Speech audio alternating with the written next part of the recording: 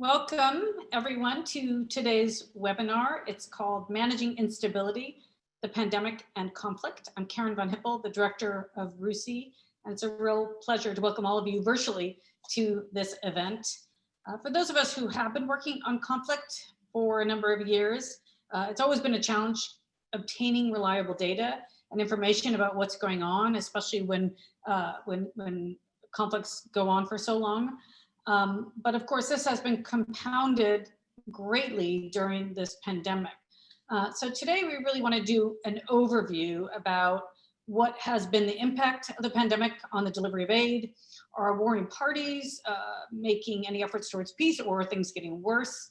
How do local communities with very weak health infrastructures manage the stress? Are we doing enough? What more can we do? Lots of big questions, and we'll be doing today's event, and then we will do several other webinars on conflict in the coming weeks. Today's event is on the role of external actors, and external actors, I mean those who are trying to manage, mitigate, and help, as opposed to those who often exacerbate the conflict, as the Russians and the Iranians have done in Syria. So today's one is on external actors. Then the next one we will do will be on conflict as seen from the perspective of local actors. And then we are going to do a third one on Ebola and how those countries that have had Ebola are managing the current crisis. Do they have better coping mechanisms or not? These latter two that I mentioned on local actors and Ebola will be held in partnership with Interpeace and ICANN, the International Civil Society Action Network. So for today, though, we're going to hear from really, in my view, some of the best speakers and thinkers on this subject. They come from very different fields of practice. We wanted to make sure we got different perspectives. So first we will hear from retired Major General James Cowan, who is a former soldier. He runs the Halo Trust, which I think all of you know, it's one of the best demining NGOs in the world, and they have offices everywhere. He retired from the Army after several decades of experience, and he served in many hot spots: Northern Ireland, Afghanistan, and Iraq, just to name a few. James is also the one who inspired us to host today's event. So thank you, James, for helping to instigate today's event. Second, we will hear from Professor Jonathan Goodhand. He is a senior researcher and one of the country's foremost scholars on conflict. Professor Goodhand is a professor in conflict and development studies at SOAS. In addition to his research and advisory work that he does for NGOs, for governments, multilaterals in places such as South and Central Asia, he's also been a development and humanitarian practitioner in places such as Afghanistan, Pakistan, and Sri Lanka. His research interests include the political economy of aid and conflict, NGOs and peace building, and post-conflict reconstruction. And I think we all put post-conflict in double quotes when we talk about that.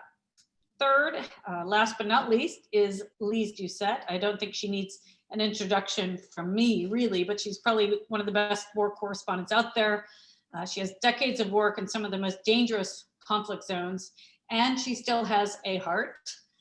She's an award-winning chief international correspondent, senior presenter for BBC World Television News and BBC World Service Radio.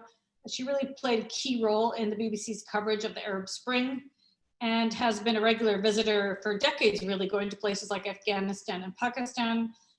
And she was all over Syria and has been during the war, reporting from Damascus as well as elsewhere. And more recently, she's been focusing on the humanitarian crisis in Yemen. So we only have an hour, three fabulous speakers. We'll hear from each of them for a short period of time. I will ask one or two questions, and then I'll take questions from the audience. So James, over to you first. You need to unmute, please. Thank you so much, Karen. And as Karen said at the beginning, I'm the Chief Executive of the Halo Trust. So you may ask, what on earth is a demining charity famous for Princess Diana and clearing landmines around the world got to do with the COVID crisis? Well, in fact, Halo now works in 25 countries. We employ 9,500 people. And our work has broadened hugely since those days of landmines. We are still clearing landmines in many countries, but in places like Afghanistan, we're clearing improvised explosive devices. We're involved in armed violence reduction. and we are essentially involved in dealing with the debris of war. We save lives, we restore livelihoods. And so what we're part of really is the attempt to address conflict. And that is the aim of today's talk, to look at how COVID will affect conflict. Now, it's not often as a humanitarian I get a chance to quote my favorite writer on military matters, namely Karl von Clausewitz. And he said, the supreme responsibility of a commander is to understand the nature of the conflict with which he's engaged, neither mistaking it for nor turning it into something that's alien to its nature. And I think as we look at COVID, we could learn something from that. What is the nature of this problem? Well, of course, there is a medical aspect to it. And there is increasingly going to be signs, and I'm sure Lisa will talk about this, of how the disease is spreading into the developing world. I'm not going to touch on that too much, but I want to look at it in terms of its indirect effects, because it's my view that COVID is increasingly going to have a primarily economic effect. It is going to have a very, very detrimental impact upon the developing world. And as a result of that economic impact, we will see increased conflict, we will see increased human suffering, poverty, dislocation, human rights abuses, and a whole plethora of things that are presently already acute in many countries will be made all the more acute. Halo works in Afghanistan, as I've just mentioned. We work in Syria, we work in Iraq, we work in Libya, we work in Yemen, we work in Somalia, just to name a few of our countries. Now, all of these countries are already incredibly challenged. What we have to offer, I think, is a capacity to work on both sides of a conflict. In Afghanistan, I employ, depending on the time of year, between 2,500 and 3,500 people. They're all Afghans, and they can work both in Taliban-held areas and in government-held areas. And that is very important in the context of a disease that respects no front lines. We've got to be able to cross those borders and help. So I'll start again with the question I began with, which is, how on earth does a demining charity have any part to play in this? Well, first of all, we are big. We've got numbers. We've got lots of vehicles. We've got lots of ambulances. We do infrastructure. We do logistics. We can plan. We can get alongside small territories such as Somaliland and help their governments plan out what needs to be done. We do survey. It's very easy to waste a lot of money clearing landmines from places that don't have any.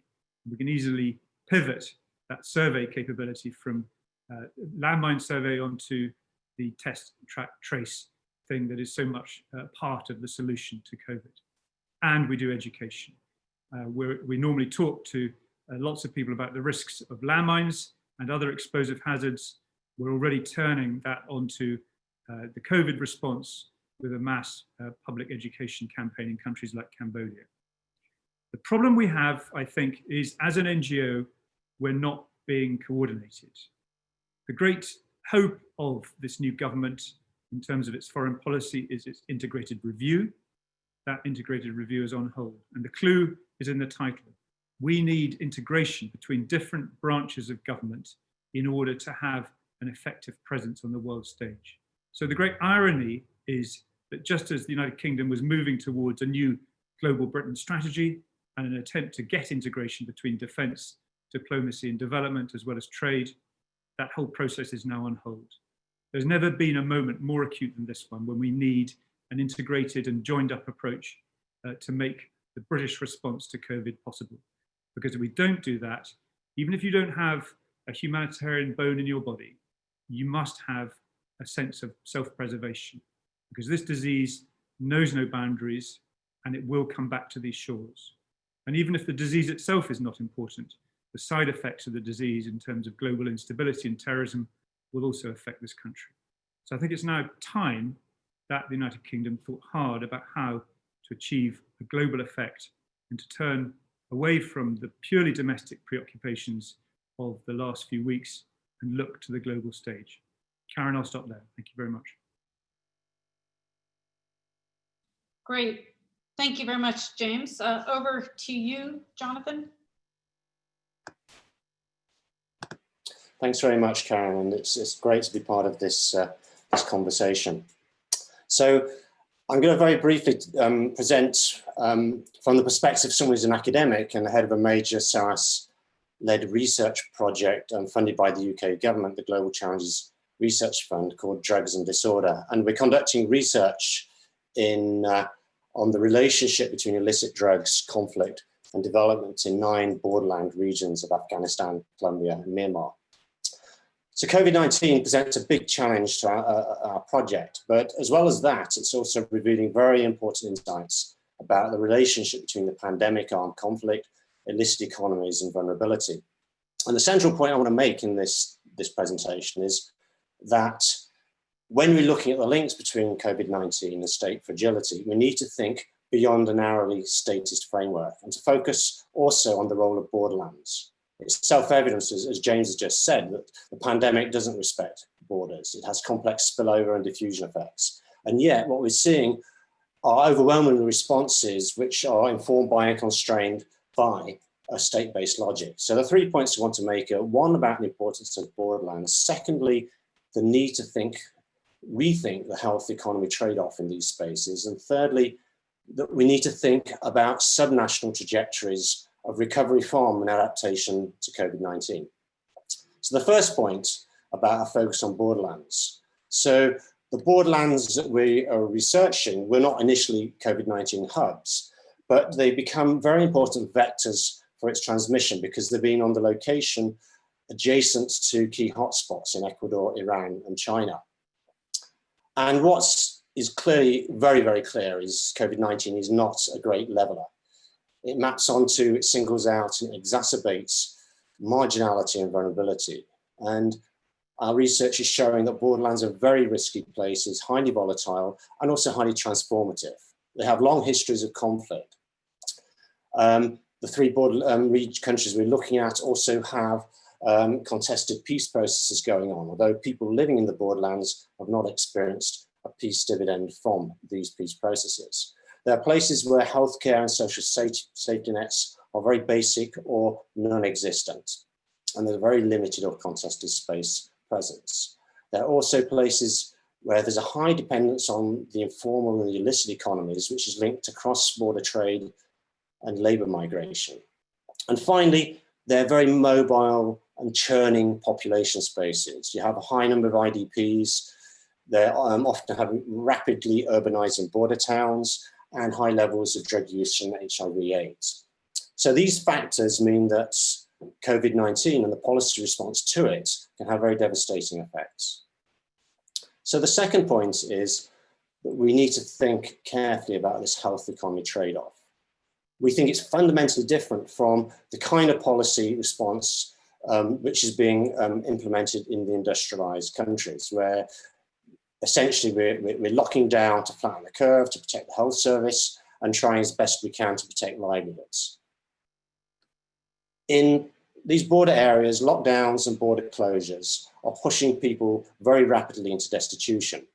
Firstly, in these contexts, there's hardly, as I said, a health service to protect in the first place. Secondly, economic risks are perceived to be far more urgent for borderland populations where there's no insurance systems, the economy is overwhelmingly informalized, and there's very little scope to practice social distancing. Thirdly, the state has very limited capacity in these places to enforce and police lockdowns. In many places also it hasn't the legitimacy to do so. And in fact, what we're seeing in many of our borderland spaces are non-state actors emerging or coming into the vacuum to provide health services. And this plays into very long-standing conflicts about who has the right to provide livelihoods. Finally, the states and non-state actors and the conflict becomes entangled with COVID-19, which is something that has become politicized and securitized. So in Colombia, for example, drug fumigation and the assassination of social leaders has increased since COVID-19 has appeared. In Afghanistan, we've seen, although there's a stuttering peace process, there's been an uptick in attacks, at least before the Eid ceasefire. And in Myanmar, the government has recently launched a major offensive in Rakhine State. So all of this suggests that COVID-19 may not be the only or even the most pressing threat for borderland populations. We need to understand how COVID-19 intersects with a wider risk environment. Now, the third point is thinking about the different subnational trajectories for recovering from or adapting to the pandemic. And coming out of the pandemic, we need to think not only about national plans, but subnational differences, and also about regional forms of planning beyond this kind of very statist view of the world. So there's going to need to be strong consultation processes in these spaces to find local solutions to forms of recovery from or managing life under COVID-19. We can learn a lot from locally generated forms of transmission control. It may also mean difficult decisions for outsiders, how to engage with non-state armed actors who have been delivering services in these borderlands. And counterintuitively, we may find the drug economy and the illicit economy one of the key drivers of recovery in these spaces. So there are going to be some really tough trade-offs ahead in how to manage border security to prevent the transmission. At the same time, by doing so, you risk damaging people's cross-border trade and labour migration, which is central to survival and economic well-being. So the final thing to say here is that what's happening out there has very direct implications for what's happening here, which is to reinforce the point that James just made. There is a strategic imperative linked to global security in terms of the diffusion and the effects of COVID and conflict and illicit economies, as well as a very urgent humanitarian imperative to support efforts to address COVID-19 and its impacts on very vulnerable communities who have very little voice and are living on the geographical, political, and economic margins. Great, thank you. All of our speakers are being very efficient with time, so we'll leave time for Q&A. Lise, over to you. Yes, welcome. Thank you, and to all my fellow participants, to you, Karen, to Ruzi, and to everyone who is joining us. Once upon a time, not so long ago, before the coronavirus pandemic, Yemen used to be called the world's worst humanitarian crisis. And where is it now? Well, people are still dying every day in Yemen, but as we say, so much has changed about our lives and our world in this global health crisis. And one of them is the way that we look, the way that we see, and the way we feel numbers. Before this crisis, if 50 or 150 people were dying a day in Yemen from cholera, dengue, diphtheria, war, malnutrition, you name it, it would be major headlines. And now, 50, 150 may be dying every day in Yemen, but hundreds are dying every day in Britain. And as of recently, some 2,000 were dying a day, every day in the United States. So suddenly we live in a time where everybody feels that they are living in the world's worst humanitarian crisis. So that means that countries like Yemen, Afghanistan, as we heard from James, Somaliland, as we heard from Jonathan, are becoming, sadly, even more the forgotten crises, and even more, as James spoke about, because of the economic impact, which will be devastating, especially including in the rich countries. It will be forgotten, increasingly so, in the aid budgets of the world. And as the numbers go down, and of course, all of us hope they keep coming down, mostly down in the world's wealthier nations, it's widely expected that those numbers will keep going up in the world's most vulnerable places. The UN expects that the disease, the COVID-19, won't reach its peak in the most vulnerable countries in the world until a few months' time. So they will keep living or struggling to live with these rising numbers, while we hopefully will be living with a decreasing numbers. And what are the numbers in Yemen? Well, as of today, officially, it's said to have 255 cases, only 255, with 53 deaths. Now, you'd say, great, what fantastic news for Yemen that the numbers are relatively low, but nobody believes those figures because testing is so low. They don't have the equipment, they don't have the resources. The IRC came out with some data, International Rescue Committee, and said that Yemen has one of the world's lowest testing rates. It's about 31 tests per 1 million citizens, 31. Compare it, put it in context, Germany has more than 42,000 tests per person in 1 million. And Britain is about the same number. So we simply do not know. But what we do know to use the phrase of a UN official, is that Yemen has some of the highest vulnerabilities in the world and some of the lowest immunities in the world. And that the disease, and the Imperial College London in its modeling referred to this, that it will spread faster, more widely, and with more deadly consequences in a place like Yemen. So if every country in the world is in fact living through their own version of this humanitarian crisis, I just want to, in my remarks, look a little bit at Yemen through the prism that we are all looking at this crisis, including here in Britain. And that is 1, leadership, 2, the health system, and 3, the community. And I apologize for those who are more Yemen experts than I am. This will perhaps seem a little bit too simple. And for those who don't follow Yemen more closely enough, this may seem too complicated, but we can get into the questions a bit later. So leaders, when it comes to the coronavirus, all of Yemen's leaders are failing their people. And it's leaders in plural, because even though Yemen recently marked the 30th anniversary of it being a united country, it's still deeply, deeply torn. In the north, where the major cities are and most of the population, where the Houthi movement has been in control since 2014, they are refusing to acknowledge publicly the scale of this crisis.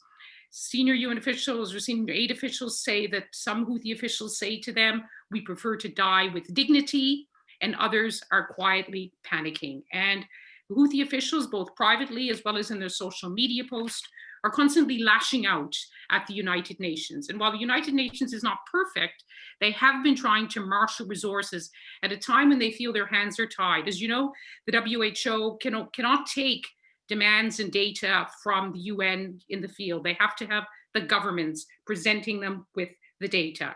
Now, the situation is slowly improving. As the situation gets worse, more resources are coming in.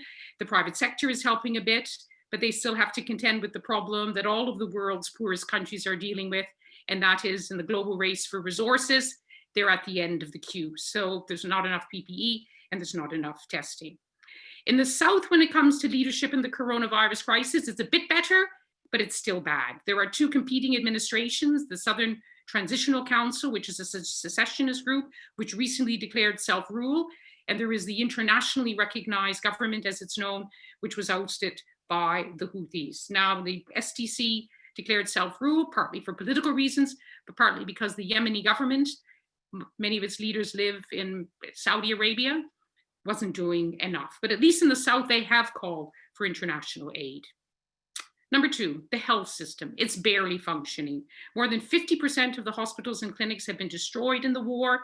And last week, the UN said the health system has essentially collapsed. Across the country, doctors, nurses aren't going to work because they don't have enough PPE. Some hospitals have shut, others are overwhelmed. The Médecins Sans Frontières, Doctors Without Borders, last week, they're running one of the few COVID-19 centers in Aden, which is in effect the southern capital. They said the catastrophe that we were all fearing has finally come. Half of all patients arriving every day at their center are already dying. Many more are dying at home. Nobody knows exactly how many. But look at the graves. You might have seen some of the drone shots of a big parking lot where they're digging and digging.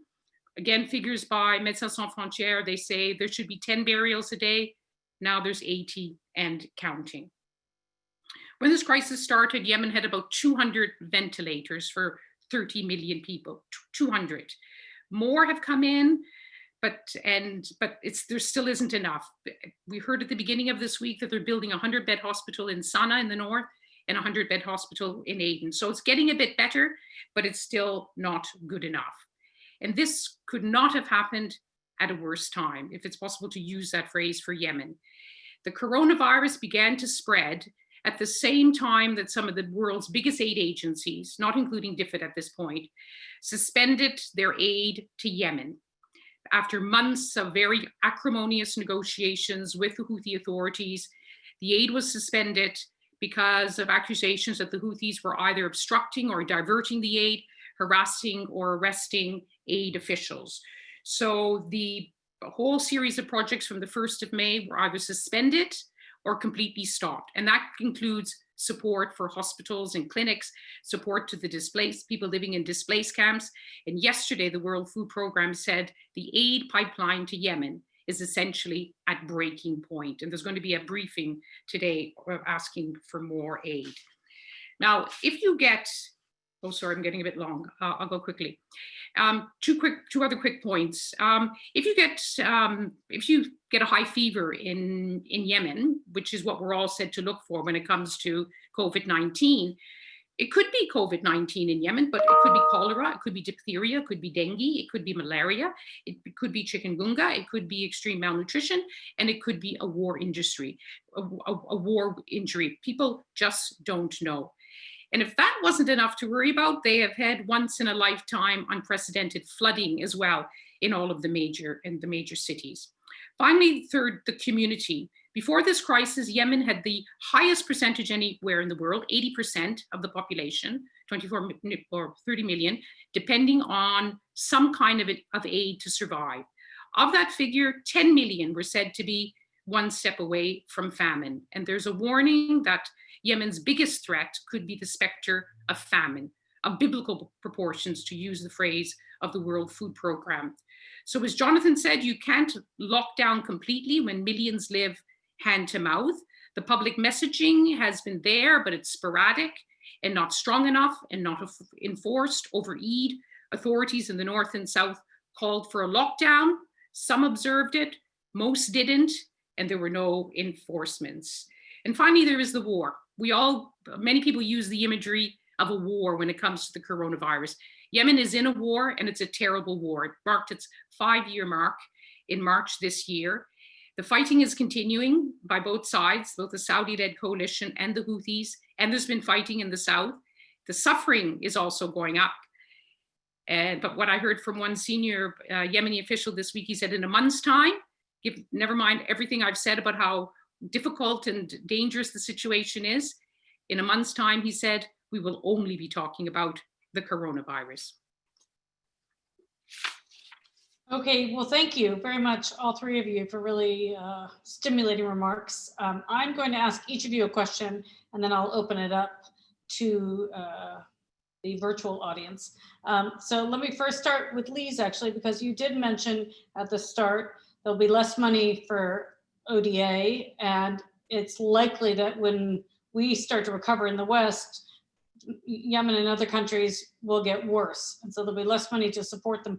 I'm wondering, though, if there will be more or less interference, what you're hearing about or seeing in any of these places by the bad guys. You know, many conflicts get exacerbated by external interference, you know, other countries sending in weapons, sending in money to support militias, etc.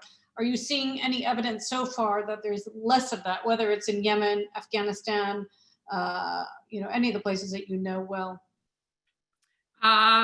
One clarification, who are the bad guys?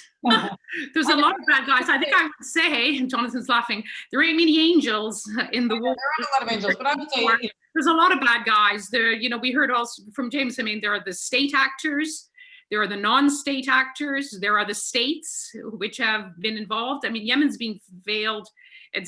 Often it's the case in many of these conflicts, which become ever more complicated in our time because of the growing range of outside actors. You know, as I said in my remarks, the leadership, you know, you should, in a crisis like this, you need your leader to be standing front and center saying, I'm here to speak for my people. They're suffering and I need the world's help. They're not doing enough of that. They're focusing on mutual recrimination. And, you know, and I was just talking about the top authorities in Yemen. You still have the commanders in the field who are either supported by Saudi Arabia or by the United Arab Emirates or by Iran. They have their own fiefdoms as well. They, in some cases, have to be certainly responsible for their fighters. And that's, I didn't mention this, but COVID-19 is beginning to spread on the battlefield.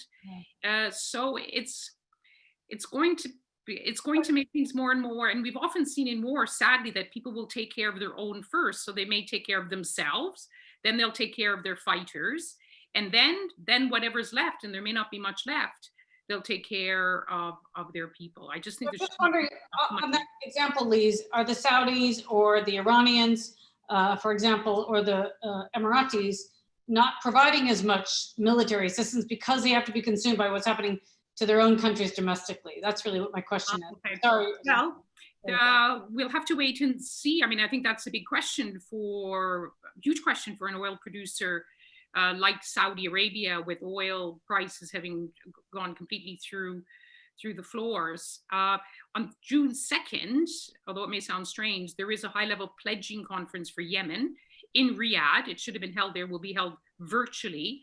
When it was scheduled for Riyadh months ago, the Saudis, who are now trying to extricate themselves from this war, and hence the secret talks with the Houthis, which are still going on despite the fighting, they had hoped this would be a time where they could announce that there would be, they would embark on a nationwide political talks.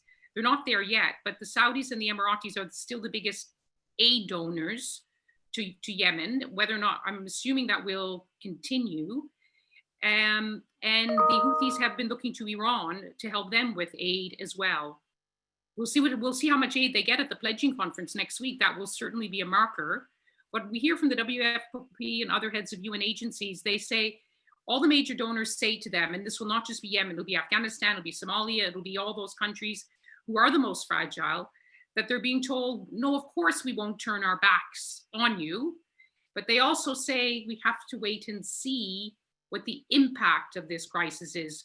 Big donors, traditional donors like Germany, Britain, Norway, America a little bit, because America still is, in fact, the United States, even though it's USAID suspended funding because of problems with the Houthis, they gave money to the World Food Program.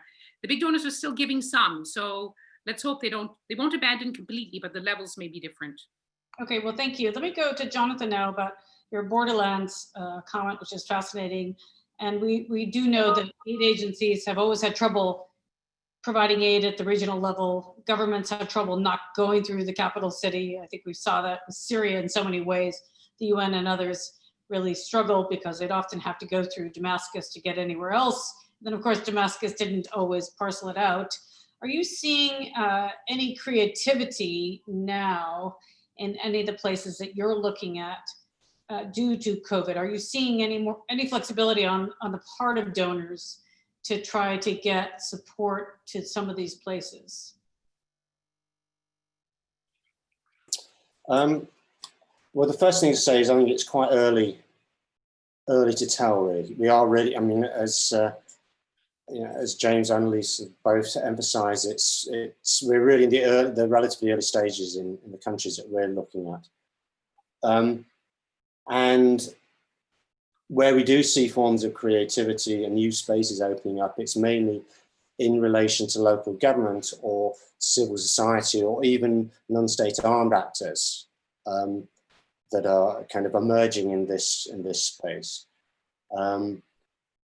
So I think it's really quite early to tell to be honest, I don't know enough about what the different aid organizations are doing, but what I do know is that there is an inherent kind of predisposition, which we've called in our project borderland blindness, amongst the aid community and how it organizes itself in terms of its national teams, its national budgets. Often it's difficulty of getting access to these areas.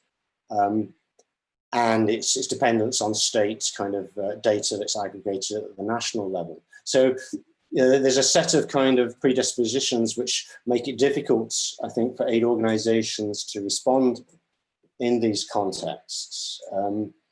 Having said that, there is a growing interest, and DFID has been kind of leading a lot of this, a growing interest in thinking about regional approaches and the role of borderlands in relation to conflict. So I think there's certainly quite a lot of thinking that's been going on with some of the aid organizations about moving beyond this kind of national framework. And the other thing to say, I suppose, from what we know about, for example, Afghanistan, quite a lot of civil society groups are still functioning and are the kind of many ways the eyes and the ears of the aid community in these spaces. They're still moving around and still engaging with communities. So, you know, we're not dealing with a blank slate here. There's a set of relationships it could be built upon. Thank you for that. James, let me go to you, and I might combine my question with a question from Rafael Moretto and one of your colleagues in Somaliland, Jane Strangways. And it's really about, there will be, as you were saying at the start, there will be less money for aid overseas because, you know, all of our economies will suffer for years to come. But it's never really about money. It's about being smart with aid, right? I mean, the US has spent $1 trillion in Afghanistan and Iraq, and it's hard to say there's a lot to show for that. So it's being smart with money. Are there ideas that you have in your work, and the work that you're doing in all of these countries about how we can all be smarter with the funds, the limited amount of funds? And it relates to the question that Rafael was asking about, you know, remote control working. I think aid agencies have learned a lot over the last decade and a half, 2 decades. I think it actually started with cross-border from Pakistan into Afghanistan a couple decades ago, but certainly with Syria, with Somalia, with some places that were just too dangerous for international actors to go in with the counter-ISIL work. A lot of work has been done remotely. So are there any ways that, or have you come up with any ideas about, you know, how to be smarter in this way with less money? And then just to add on, I'm sorry I'm adding on all these questions. Jane's question was also about some places where she is, you can't really do lockdown. And so how do societies protect themselves as well? Yeah, so doing more with less. I think if you look at, let's take the British. The British spend, well, they were spending with the economy at its previous scale, £15 billion a year on overseas aid, of which about 11 was spent through DFID, and DFID then gave 5 billion of that to multinational institutions, 5 billion of it through bilateral donations, and then about £1 billion to NGOs of one sort or another. The question that arises is, DFID rightly wants to highlight its multinational credentials, and that's why it gives so much money. But is it shoveling that money out the door without really being able to measure the outcomes and outputs of it? And I wonder, because I think there are huge overheads associated with the big multinational institutions like the United Nations, which now demand scrutiny. I think this government should look closely at the bang it's getting for the bucket spending, and I'm not convinced that it is getting good value for money. And I think it could be far more innovative in the use of its British NGOs, which are highly prized, world-beating.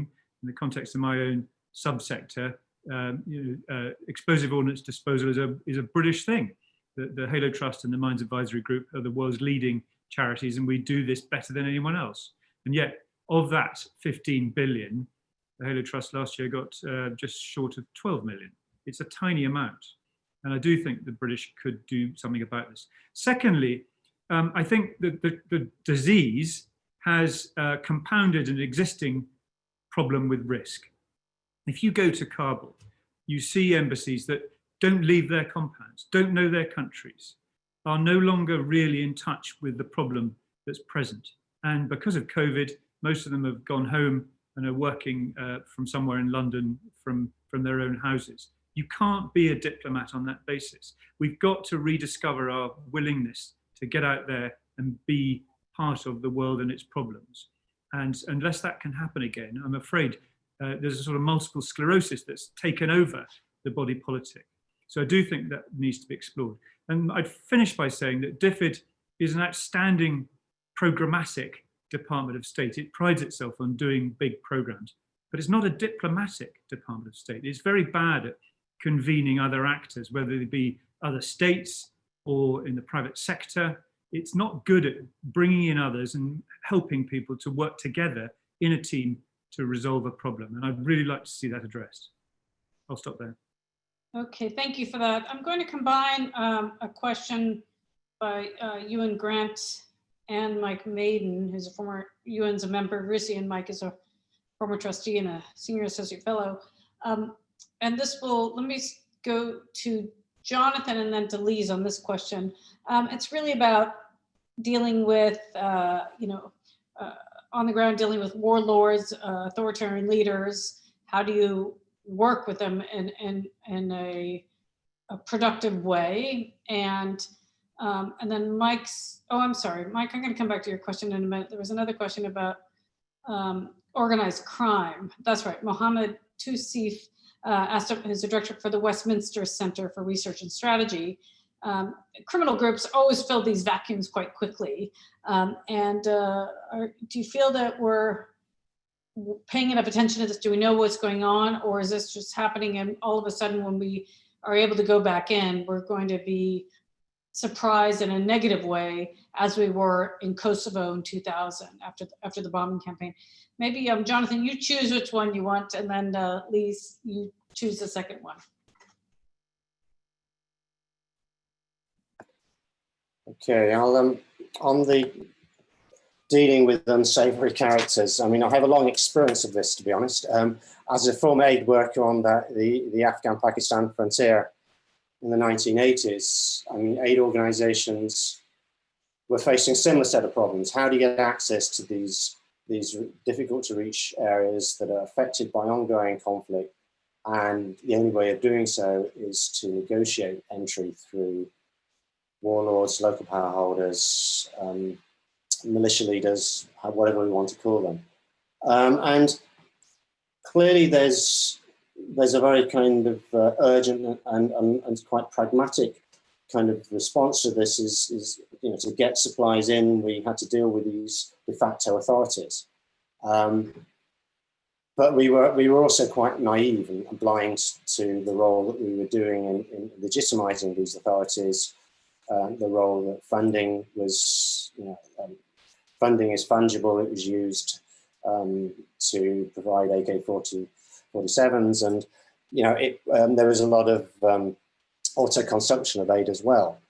So I think, you know, these problems we are well aware of, and they're not going to go away. I think there's also a lot of work has been done in recent years about trying analytically to understand non-state security providers or insecurity providers. And I guess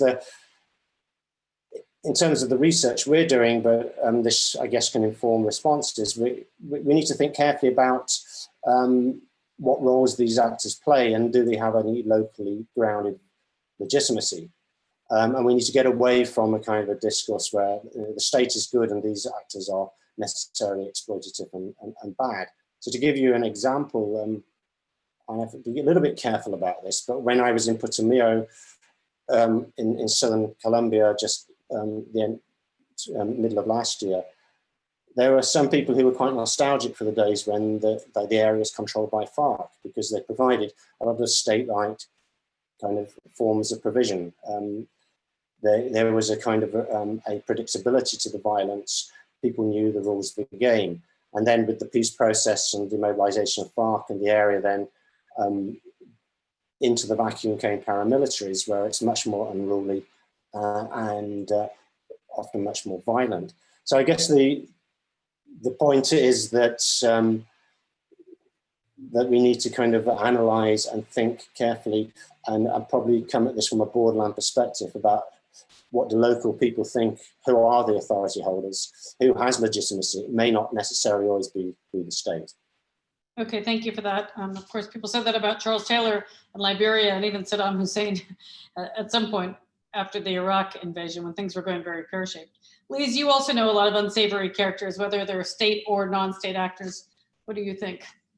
Well, I'm not an aid official, aid worker, or security or political official, so I may have to defer to the experts. But I think we have seen most recently in Yemen and earlier in Afghanistan, and I'm sure in a lot of other places, trends or tendencies which became known as short-termism or throwing money at the problem, and the problem was largely regarded as a security problem. And so prominent and powerful warlords became the easy fix, not an institutional response, but it was dealing with personalities rather than the true, looking at it for sort of national solutions and building institutions. Now, some warlords and militia leaders and commanders are responsible toward their own people. They're not all unsavory. But by backing one warlord, it is almost inevitably going to be at the expense of another warlord or another commander. And it is often at the expense of a national solution, as I mentioned. And we saw this in Afghanistan, that you were building up personalities rather than building up the government's capacity. And rather than strengthening civil society, you were often strengthening society's elements which were not so civil. So the short-termism was seen in almost every case to have a long-term impact. So in Afghanistan, they're worrying now about these same warlords want to be at the political table. They're not going away. Their power has been reinforced. And in Yemen, Yemenis are worried that militias which have been funded and trained by the United Arab Emirates and by Saudi Arabia, and as Saudi Arabia and the United Arab Emirates pull out, Yemenis will now have to deal with this patchwork of fiefdoms. Okay, thank you for that. James, let me come to you and give you Mike's question, which is really about international coordination. Now, I know in most conflict zones, there's lots of coordinating bodies, et cetera. But what's interesting about this COVID response is at the macro level, there's very little international coordination. Countries are really going it alone. There's very little global leadership. There's no coalition pulling people together. The G7 or the G20 couldn't even issue a statement about working together because of the China-US dispute. Are you seeing better coordination on the ground, not within the US, I mean within HMG, but internationally? No, I'm not. Something the UK could do to promote it. Yeah, no, I'm really sorry to say I'm not seeing it, and I think it's woeful at the moment. If we look at some of the countries we operate in, they already are, as I've said before, extremely challenged. The question of Afghanistan, for instance, is about a peace process in which there's an essential paradox, which is that the longer you stay or say you'll stay, the quicker you'll get out. And of course, that sort of sophistication of thinking is not present in an election year in the United States. That's going to be very difficult for the peace process. And how does the three parties to the conflict, namely the Afghan government, the United States government, and the Taliban, come to some sort of sensible arrangement with all the pressures of COVID? I think it's going to be extremely difficult. But I don't see that coordination on the ground. It's only 18 months ago that the Halo Trust had 1,000 deminers employed by the British government, 1,000 British employed people. We now have only 63. There are other governments, the United States, the Dutch, Norwegians, Germans, etc., who are funding us. And that sort of myopia is very regrettable, because what it's resulted in is the opportunity for a landing zone for former fighters exchanging the AK-47 for the mine detector that evaporates. Last time I was over, I sat down and drank tea with some former Taliban fighters. I'm an ex-soldier myself, and there was an honor there. There was a pleasure in meeting and talking to people, and we all now work for the Halo Trust. And I think that opportunity is being passed by, because what's happening with COVID is that the machinery of Western government is ceasing to function properly. The embassies are not present, people are not present, they don't have enough insight into what's going on the ground, and they simply want to move on and head towards the domestic environment. And it will come back and bite us. So we must open our eyes and once again pay attention to these global crises. They're not started by COVID, but they will be made far more acute by it. Okay, well, thank you for that. David Logan, former ambassador to Turkey, he says, probably wrongly, health hasn't in the past been one of our key security concerns. Now that it is, does the panel fear weaponization of health policies and health ministries on the part of state actors, and of health threats in general on the part of terrorists and others? I might throw that one at you, Jonathan. I mean, I know it's a huge focus of the US government. It has been for years. It's one of the things that they've invested in. Huge percentage of overseas aid has been in health issues, but what about it being weaponized? Do you see that happening, Jonathan? Well, I think it's certainly being securitized, and there's a kind of a parallel with the debates around development securitization that have been happening over the last 2 decades now. The reinvention of development as a way of dealing with security threats, and leading to, I think, some very problematic sets of assumptions about the role that the government can play in addressing security threats. And I see a similar kind of dynamic happening before our very eyes now. And states are doing this, but so also non-state actors. It's not a coincidence that the Taliban have been trying to encourage lockdowns and pose as the protector of the people in the areas that it controls. I mean, so it's obvious and very clear that health has become another kind of part of these kind of conflicts that are going on and battles for legitimacy. So I think weaponization is really, really dangerous. And I guess it goes back to the point that James was making about rethinking our understanding of threats and thinking more holistically about that. And, the distribution of the costs and benefits of these kinds of health programs, who is gaining out of the rolling out of health programs. And thinking about it in more global terms. So I see a real danger that health is going to become securitized and seen as a way of addressing security threats that are facing us. But I guess the point slightly to push back on what James was saying earlier, I think there's a real very important role here for multilateral action and the framing of these issues in much more global security and health challenges, rather than linking them into urgent kind of national threats and so on. Okay, thank you for that. Now we only have 8 minutes left, so let me throw 3 questions out and you each decide which one you want to take. We could all take the same one. Timothy Dowse, who's a senior associate fellow at RISI, former government official, he's asking us to project ahead. Are there other conflicts that COVID could ignite? Places we're not thinking about. Is there a possibility that the infrastructure could collapse or something in one of these countries? So, forward thinking, what are we not thinking about? What are the unknowns out there? And our early warning antennas, are they pointed in the right direction? Jordan Saraji, he is reiterating what General Cowan said about the biggest impact is economic, and then the debt crisis issue, and can we have debt relief, and will that work? Especially if the countries that have provided all the assistance themselves are going to be struggling economically. And then Madeline Moon, the MP, she is saying that in the West, we've had mixed success in dealing with COVID-19 and providing leadership. And I think we've seen that across some of the wealthiest countries. Are there any individuals you see as being able to rally countries to work together, or providing the credibility and the capability to lead? So Lise, let me start with you. You choose which one you want.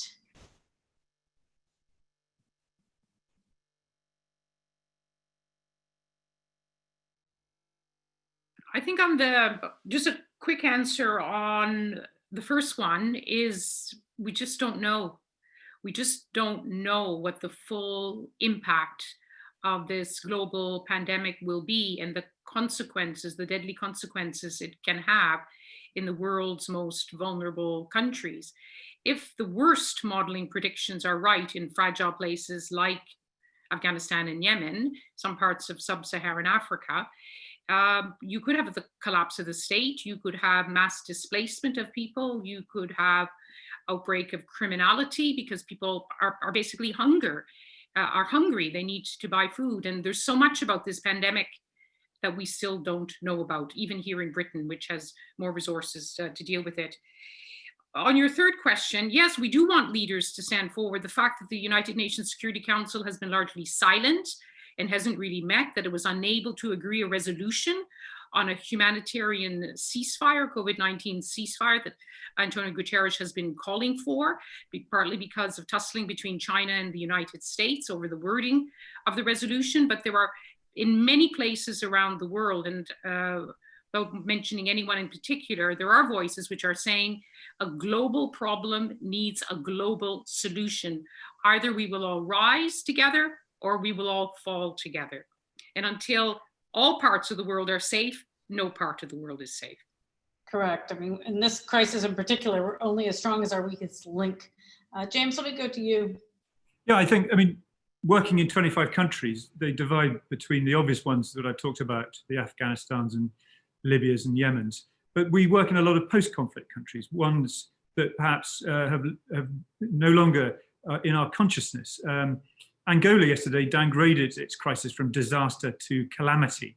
Maybe there's something in the Portuguese translation there that means more, but to, I think, English ears, that sounds almost amusing, but it isn't amusing. You know, this is a country that suffered a 30-year civil war with the most appalling interventions from foreign powers. And it is now a country that is almost entirely reliant on oil, the price that has fallen precipitously. Now, no one thinks of a country like Angola going back into conflict, but countries do. And I started with Clausewitz, I think we should end with Keynes. I mean, it's the economic consequences that we should pay attention to, because those are what start wars. And I could list a whole range of other places where similar circumstances prevail. Sri Lanka or Zimbabwe, the Caucasus, Ukraine. These places are very fragile. Colombia is another good example. So it seems to me that wars are either going to be internal to countries, between different actors within a country, and we may see more of that. Conflicts that we thought had ended, like Colombia restarting, or even conflicts on a regional basis, as Jonathan has talked so eloquently about, between regional powers in very, very troubled parts of the world, such as the Horn of Africa. I'll stop there.